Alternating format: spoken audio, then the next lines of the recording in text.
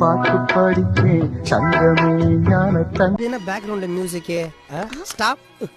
பெரிய அபூர்வ சகோதரர் அப்பு காமலே ஒட்டு கேறிட்டு முட்டி போட்டு போயிட்டு இருக்காரு.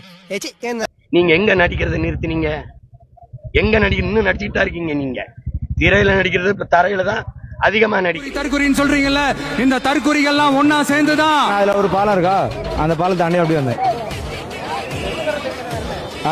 இன்ஜர் அல்ல, இது டேஞ்சரா இருந்தா தலைவனை பார்க்க உயிர் போனாலும் பிரச்சனை இல்லை. அப்படியே போனா உள்ள போயிட்டு போறது வந்து பாக்குறோம்ல. விஜயனா சாக்கடைக்குள்ள 2 கிலோமீட்டர் ஸ்விம் பண்ணிட்டு வந்து உங்களை பாக்குறான். இவனெல்லாம் வந்து தற்கொலைன்னு சொல்ல முடியாதுங்கண்ணா. இவனெல்லாம் மனுஷனாவே மதிக்க முடியாதுங்க.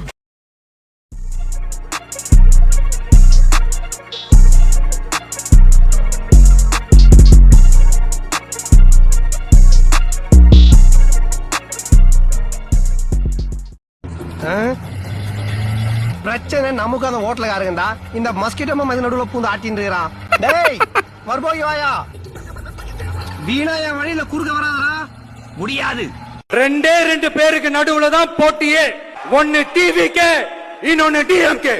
வெட்டியா இருந்தாலே 4 கொலை பண்றவன் இப்ப வெறுப்புல இருக்கிற இன்னும் வெறியத்தத. இவனை என்னதான் பண்றது?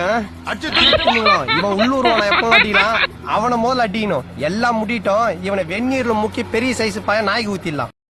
இரும்பு லாரிகள் எப்படி அடுத்தவர்களின் பாரத்தை சுமந்து கொண்டு கடினமான மலைகளை கடக்கிறதோ, அதே போல இரும்பு மனிதர் நம் தலைவர் தளபதியின் தமிழகத்தின் மலைகளை சுமந்து அவற்றை தீர்க்க புறப்படுகிறார். What bro, it's very wrong bro.